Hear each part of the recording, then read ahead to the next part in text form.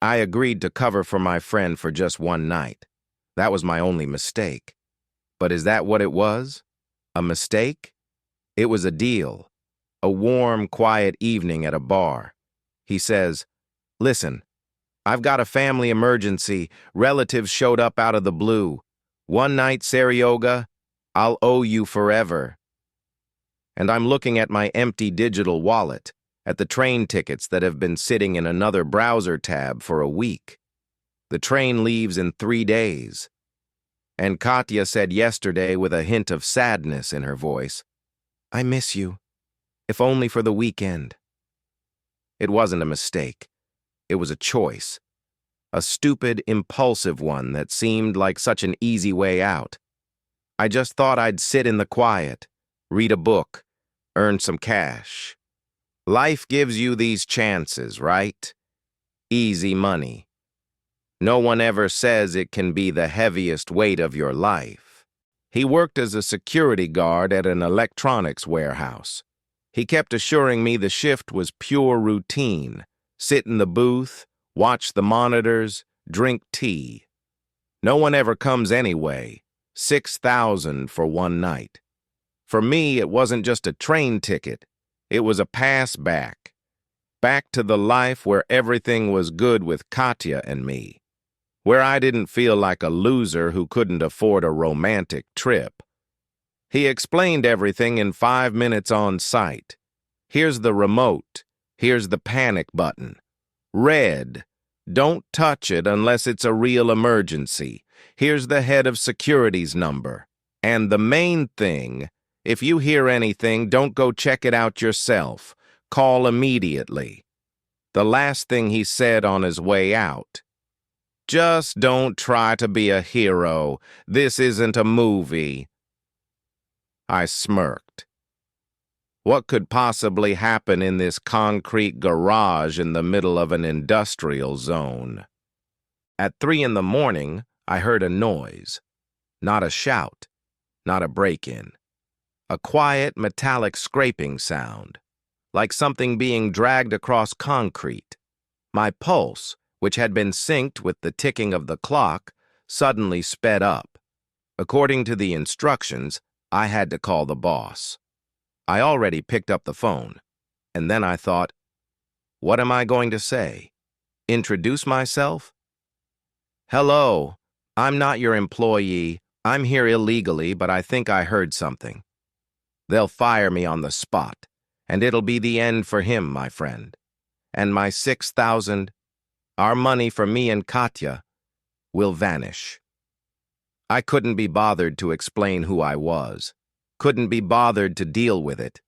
I decided it was probably a rat or the wind. "I'll just go take a quick peek and that's it," I told myself. "I'll be the hero who reassured everyone." I grabbed the heavy flashlight from the table and stepped out of the booth. The cold air of the corridor hit my face. The corridor was long and dark, only a blinking emergency lamp flickering somewhere in the distance. I walked towards the sound. My heart was pounding in my throat. Around the last corner, before a turn into a dead-end storage area, I didn't see a thick black cable stretched across the floor. My foot caught, and I went flying forward. It all happened in a split second. I instinctively threw my arm out to brace against the wall, and instead of cold concrete, I hit something plastic and flimsy. A deafening, piercing siren wail tore through the silence. The lights flashed red. Still lying on the floor, I lifted my head. My hand had torn the very same red panic button from its bracket. The plastic casing dangled by wires. I didn't just hit it. I ripped it out. And from that moment, the countdown began. Not to the train, to the end of my old life. My friend lost his job instantly. Of course, I wasn't officially employed, but the cameras in the corridor caught everything. The company sent an invoice, false alarm dispatch of rapid response teams, property damage, inspections from oversight authorities. A sum with many zeros. All my savings, set aside for an apartment, for a wedding, evaporated in one bank transfer by court order. Katya and I did meet a month later. She came herself.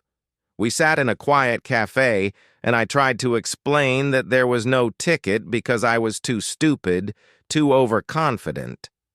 She looked at me not with anger, but with a kind of infinite weariness. "It's a shame you didn't come then," she said as we parted, already by the taxi. "Things could have turned out differently. I thought we'd just reschedule, but rescheduled turned out to be forever.